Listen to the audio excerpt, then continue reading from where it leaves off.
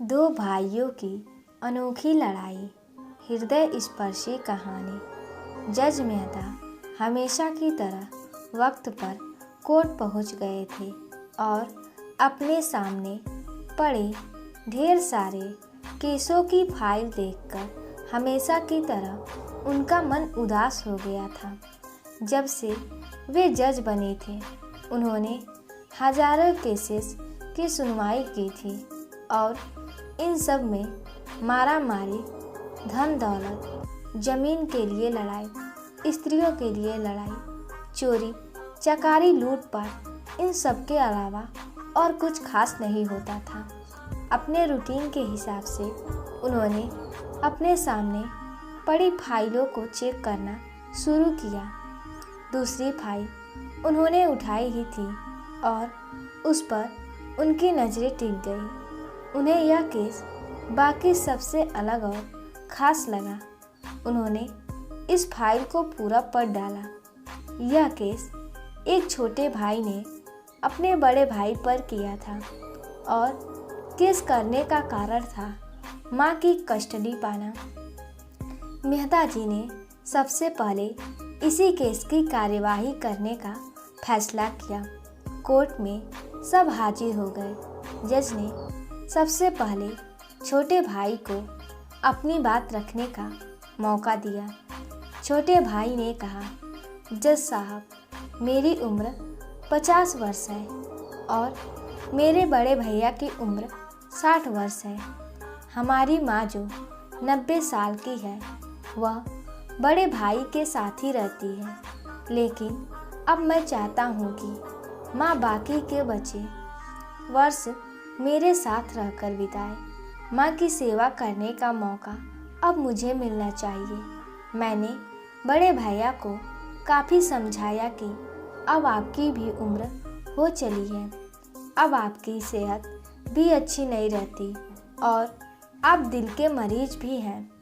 मैं अभी स्वस्थ हूँ, इसलिए बेहतर यही होगा कि माँ की सेवा करने का मौका अब मुझे दिया जाए। वैसे भी माँ पिछले 40 सालों से उनके साथ ही तो रह रही है। क्या मेरा हक नहीं बनता कि माँ मेरे साथ भी रहे?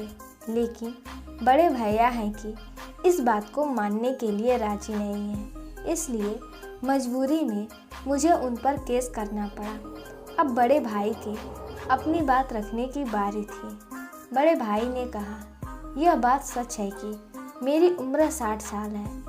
यह बात भी सच है कि अब मेरी सेहत पहले जैसी नहीं रहती, लेकिन उतना ही सच यह भी है कि मैं सिर्फ जिंदा रह पा रहा हूँ तो इसलिए क्योंकि मेरी माँ मेरे पास है।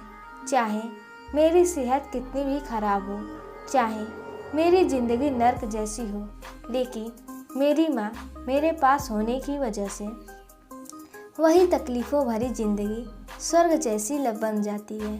जज साहब, आप ही बताइए, मैं माँ को अपने से दूर कैसे होने दे सकता हूँ? जज ने बड़े भाई से कहा कि तुम खुद कहते हो कि तुम्हारी सेहत अच्छी नहीं रहती, तो भला तुम कैसे अपनी माँ की देखभाल अच्छे से कर पाओगे? यह भी तो सोचो। बड़े भाई ने कहा, मैं अपनी माँ की बड़े अच्छे से देखभाल करता हूँ। आप माँ से भी पूछ सकते हैं और अगर वो खुद कहे कि उन्हें मेरे साथ नहीं रहना, तो आप बेशक उन्हें मेरे भाई के साथ भेज दीजिए। जज को यह बात ठीक लगी और उन्होंने माँ को अदालत में बुलाने का फैसला किया। 90 साल की बूढ़ी माँ बड़ी ही कमज़ोर थी। वो जैसे तैसे व्हीलचेयर से अदालत में आई। जज साहब ने उनसे उनका फैसला पूछा तो माँ ने कहा कि मेरे लिए दोनों ही बच्चे समान हैं। किसी एक का पक्ष लेकर दूसरे को नाराज नहीं कर सकती। आप तो जज हैं, आप तो ऐसे फैसले हमेशा लेते हैं। आप जो भी फैसला लेंगे वह मेरे लिए आखिरी फैसला होगा और मैं चुपचाप उसे मान लूँगी। जज साहब बहुत परेशान हो गए। उन्होंने अपनी पूरी ज़िंदगी में ऐसा अनोखा केस कभी नहीं देखा था।